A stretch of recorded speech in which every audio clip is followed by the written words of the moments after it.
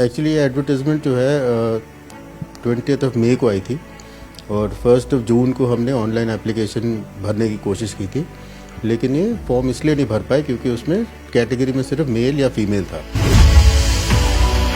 देखो, सिलेक्शन की हम बात ही नहीं कर रहे, हम ये कह रहे हैं कि एटलीस्ट हमें वो मौका दिया जाए कि we should participate in the process. Whether we get selected और not is something based on our ability, but we wanted to be part of that process. उस डेट के बाद से we have 3 genders now, so we have male, we have female and we have a third gender.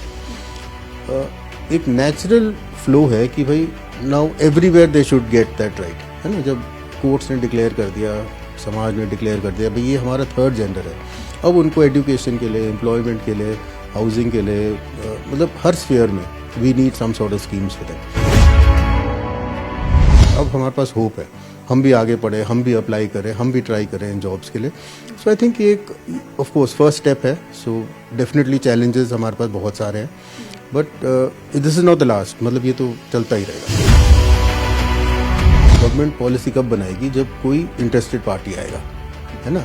आज चंडीगढ़ में भर्ती आई, she is the first person who came forward and said भाई मेरे को मौका तो दो।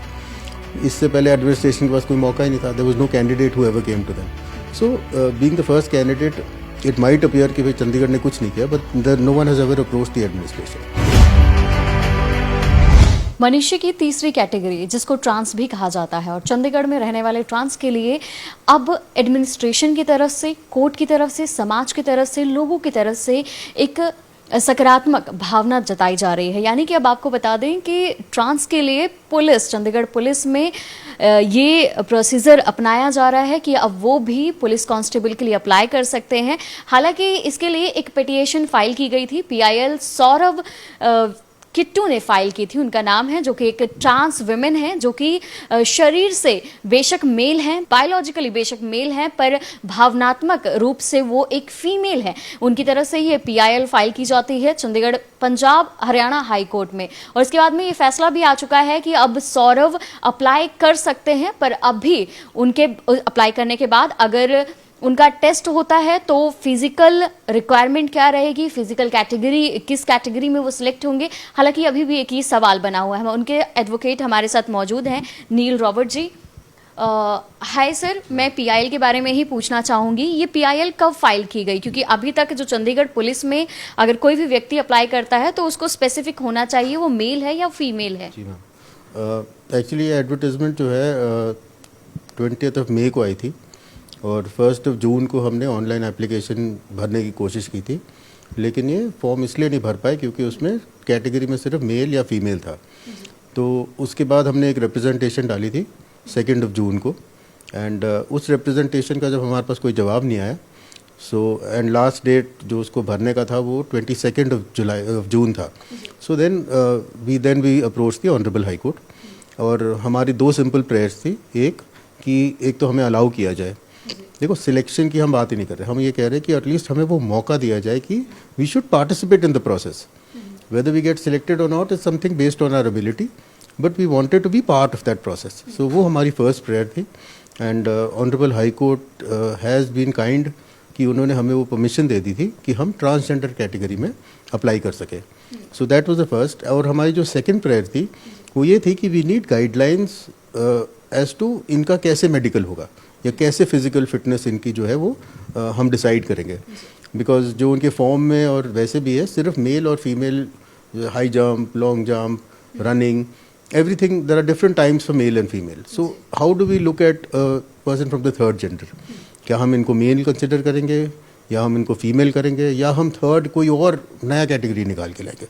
सो these are issues that we have tried to bring out in this particular writ petition, and we are hoping that इसमें से कुछ पॉजिटिव हमारे को आंसर्स मिलेंगे।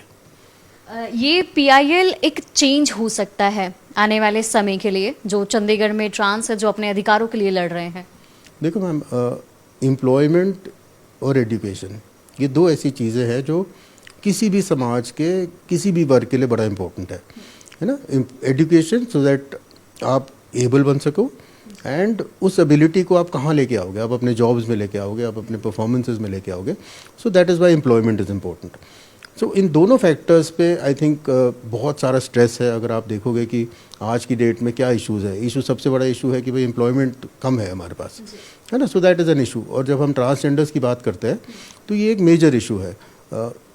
कोई इनको जॉब्स नहीं देता है, कोई इनको रहने को घर नहीं देता है, मकान नहीं देता। अगर ये किराए पे ढूंढने जाते हैं तो इनको मिलते नहीं। अगर आप डेरे भी देखोगे तो ये कॉलोनीज़ के अंदर या स्लम्स के अंदर वहाँ सेटअप होते हैं, है ना। सो देयर इज़ सोसाइटी के एंड से भी इतना एक्सेप्टेंस अभी आया नहीं है हमारे पास।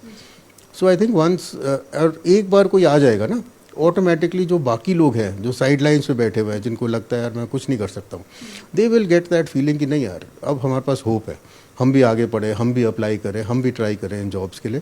सो आई थिंक ये एक ऑफ कोर्स फर्स्ट स्टेप है। सो डेफिनेटली चैलेंजेस हमारे पास बहुत सारे हैं, but this is not the last. मतलब ये तो चलता ही रहेगा। This is something that if we want to reach anywhere then this will be process that is going on. मैं जानना चाहूँगी कि जब ये PIL फाइल की गई और आपकी तरफ से ये केस लड़ा गया तो उसमें क्या क्या हर्डल्स आए या क्या क्या चुनौतियों का सामना आपको करना पड़ा? मैम हर्डल्स तो ये था कि वेकेशंस चल रहे थे, so we had to appear before the vacation bench और मेंशनिंग कराई हमने। बट जो हमारा इशू था, आई थिंक ऑनरेबल जजेस were very very sympathetic towards the issue and they did realise कि भाई ये टाइम बाउंड चीज़ है। So I think they have handled it very very well and we've gotten a chance to apply. So definitely there were no जिस hurdles. तरीके से समाज में बदलाव आ रहा है थर्ड कम्युनिटी को लेकर, क्या आपको लगता है कि जो आगे की पॉलिसीज बनेंगी उनमें भी इस बात को कंसीडर किया जाएगा कि अब मेल और फीमेल नहीं है, अब तीसरी कम्युनिटी भी है जो कि अपीयरेंस में हो, जिन्हें हमें एक्सेप्ट करना पड़ेगा? मैम देखो 2014 के बाद जब ऑनरेबल सुप्रीम कोर्ट ने NALSA versus Union of India का जजमेंट दिया था, उस डेट के बाद से we have 3 genders now. So we have male, we have female and we have a third gender. एक नेचुरल फ्लो है कि भाई now everywhere they should get that right, है ना। जब कोर्ट्स ने डिक्लेयर कर दिया, समाज ने डिक्लेयर कर दिया भाई ये हमारा थर्ड जेंडर है, अब उनको एजुकेशन के लिए, एम्प्लॉयमेंट के लिए, हाउसिंग के लिए, मतलब हर स्फीयर में we need some sort of schemes for them. Chandigarh does have a transgender welfare board और उस वेलफेयर बोर्ड में 2 मेंबर्स हैं जो कम्युनिटी के हैं। So I think that is also bringing about change. लोगों में थोड़ी अवेयरनेस आ गई है। द न्यू जो हमारी जनरेशन है वो एक्सेप्टिंग मेरे को लगता है ज़्यादा है, बिकॉज उनका एक्सपोजर ज़्यादा है। सो या डेफिनेटली आई थिंक ये एक स्टार्टिंग पॉइंट है, but society I think is ready for this change. मतलब अगली सुनवाई कब है? The next date of hearing is the 31st of July।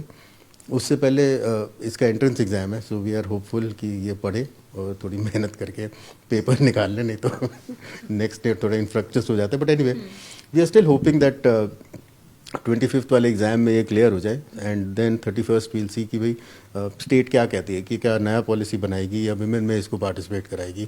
So that something that we will see, but we are. अगर एक case assume करके चलें कि अगर जो सौरभ हैं वो एग्जाम नहीं निकाल पाते हैं, तो क्या ये केस क्लोज माना जाएगा या इसके बाद भी? क्योंकि आने वाले समय ये एक केस नहीं है, ये एक चेंज है। बिल्कुल ma'am, this is just a starting point.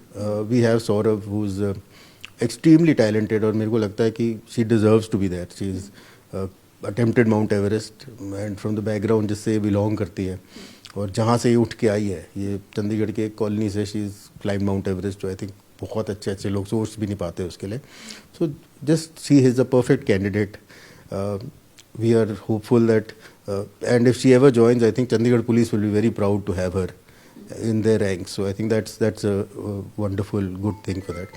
But even if she doesn't get it, I think this will be a change for the future, क्योंकि इस बार नहीं आएगी, अगली बार फिर आ जाएगी, थर्ड टाइम फिर आ जाएगी. So there are so many avenues. But we just wanted to be a part of it. We wanted कि हम लोग एटलीस्ट हमें मौका तो दो, हम अपनी एबिलिटी प्रूव करेंगे, लेकिन आप हमें मौका तो दो, give us that platform at least. मेरा लास्ट सवाल है, क्योंकि ट्रांस की बात करें तो अभी तक कई और राज्य हैं जहां पर उन्हें पुलिस में जॉब भी मिल रही है, अदर एम्प्लॉयमेंट सेक्टर में भी जॉब दी जा रही है, तो चंडीगढ़ उस पैमाने पे कहाँ पर खड़ा होता है? मैम से यू मस्ट अंडरस्टैंड कि गवर्नमेंट पॉलिसी कब बनाएगी, जब कोई इंटरेस्टेड पार्टी आएगा, है ना. आज चंडीगढ़ में भर्ती आई, she is the first person who came forward and said भाई मेरे को मौका तो दो. इससे पहले एडमिनिस्ट्रेशन के पास कोई मौका ही नहीं था. There was no candidate who ever came to them. So being the first candidate, it might appear कि भाई चंडीगढ़ ने कुछ नहीं किया, but no one has ever approached the administration. So we are hopeful that with Kittu coming at least administration, at least देखो it comes into the mind में चलने लग जाती है ये चीज़, है ना। जब पॉलिसी मेकर जब वो बैठेंगे उनके पास एक डिसीजन होगा कि अच्छा भाई we now have a transgender candidate, अब इसको कैसे डील करें, है ना। सो अब वो हमें वो सिचुएशन ले आए हैं कि भाई ये कैंडिडेट है, अच्छा कैंडिडेट है, डिजर्विंग कैंडिडेट है, candidate who should I believe would clear and should be a part of the force. Now the administration will think कि भाई इसको कैसे करना है। एक और सवाल मेरा रहेगा, आखिरी होगा। जब भी हम ट्रांस की बात करते हैं तो ट्रांस में भी दो अलग अलग जेंडर्स आ जाते हैं, ट्रांस मेन और ट्रांस वुमेन। तो इनको किस तरीके से कैटेगराइज किया जा सकता है आपके अनुसार? देखो मैम, कोर्ट ने जब डिसाइड किया था कि भाई वो ट्रांसजेंडर कैटेगरी देगी जब ऑनरेबल सुप्रीम कोर्ट में, तो दे सेड कि नहीं, हम दोनों ट्रांस मैन और ट्रांस वुमेन को ट्रांसजेंडर के सिंगल कैटेगरी में डालेंगे। Okay, so that was the thought behind it. अब as of now we don't have anyone who is born, see, Kittu was born a boy but identifies himself as a girl, and so she is a trans woman. There would be some people who are born women and identify themselves as girls, and so we'll have to see कि भाई इसको किस तरह से लिया जाएगा। But I think as of now transgender, अगर we can work with a good policy for transgenders, I think we are good with that. जी, हम भी यही विश करते हैं कि सौरभ इस एग्ज़ाम को क्लियर करें, क्योंकि ये महज एक सौरभ की कहानी नहीं है, ये चंडीगढ़ में आने वाले ट्रांस को लेकर बदलाव की कहानी है। बहुत बहुत शुक्रिया। तो देखना होगा कि आने वाले समय में सौरभ अपना एग्ज़ाम क्लियर करते हैं और क्या वो जो बदलाव जो इस केस को फाइल करने से पहले सोचा गया था, वो बदलाव निश्चित रूप से और जल्द आता है। कैमरा पर्सन मुकुल के साथ Poonam Bhargava, the Summer News, Chandigarh.